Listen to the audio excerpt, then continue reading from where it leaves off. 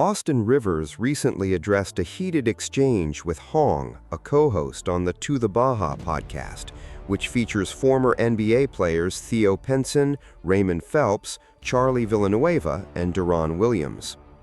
For years, Rivers has faced criticism that he only remained in the NBA for so long because his father, Doc Rivers, was in a position of power.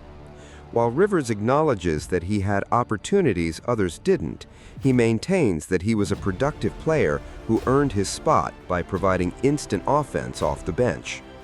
His appearance on the stream was a part of a larger pushback against these nepotism narratives, which have become a common topic of debate in the current era of NBA player-led media.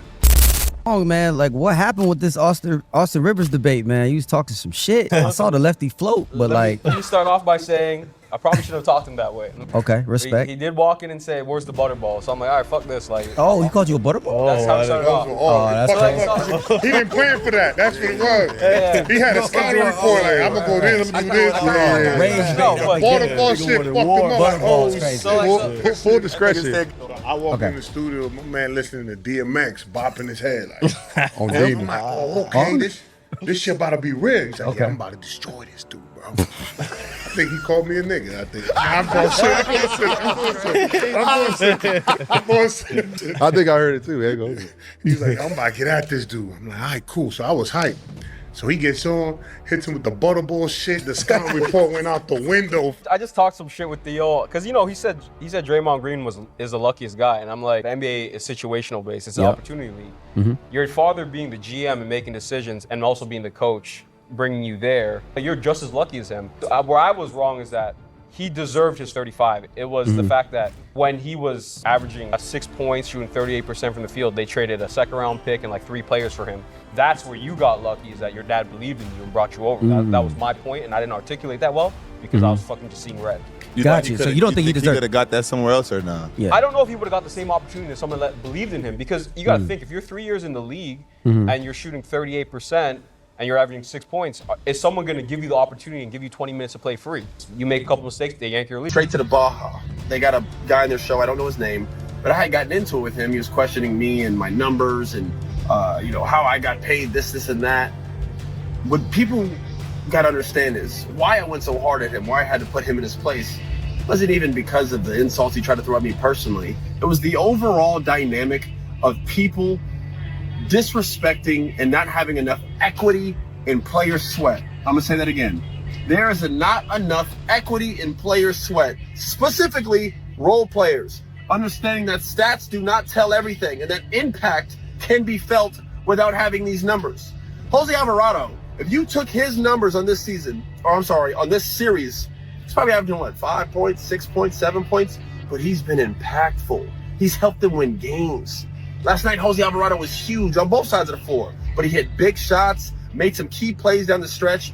And you got to understand, statistics don't show heart. They don't show perseverance. They don't show energy. A basketball person might tell you that's a plus and minus stat, but it's not. You can't measure all of these things. So when you see a guy that averages 6 points for his career or 7 points, and you're like, oh, that guy sucked, dog, it's not the tell-all. Analytics are a part of basketball. It's not the tell-all, man. Jose Alvarado has helped them win games. Landry Shaman has helped them win games. McBride has helped them win games. Jordan Clarkson's been used. Mike Brown's done a great job using his full bench. So when you guys look at these numbers, understand it applies just to the regular season and everything else. Not everything's a tell-all. And there needs to be more equity in a player's sweat and understanding what a guy can bring. I got what I got because I helped our team win games. We didn't win any championships or anything like that. Our team wasn't good enough. We lost. But role players matter. You need them. Obviously, the stars have to do what they have to do, right? They don't, Knicks aren't even, competing if you don't have Brunson or if you don't have a, Karl Anthony Towns or an OG on your team, right? Those are the stars. But you need guys. Bridges has kind of been up and down. Last night, he wasn't having his best game. He was drawn.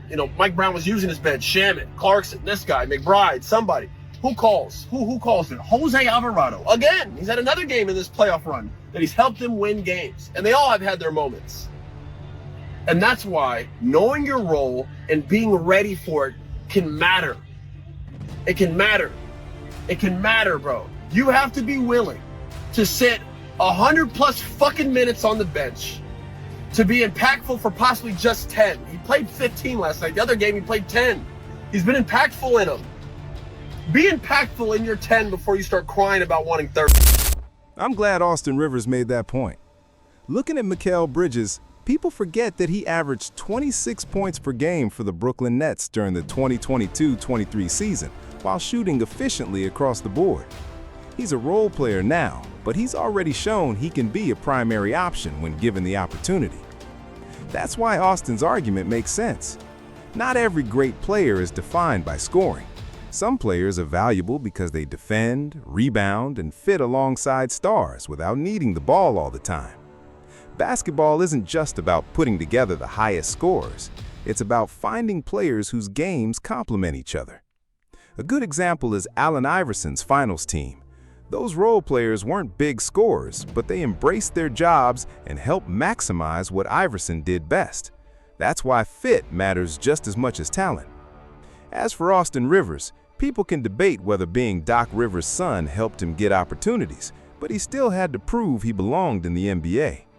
His own brother never established an NBA career, which shows connections alone aren't enough. Eventually, Austin adjusted his game, becoming a better shooter and learning how to contribute within a team system.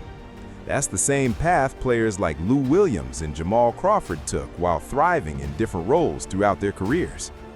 Let me know what you think in the comments. Don't forget to like, share, and subscribe. Until next time, peace.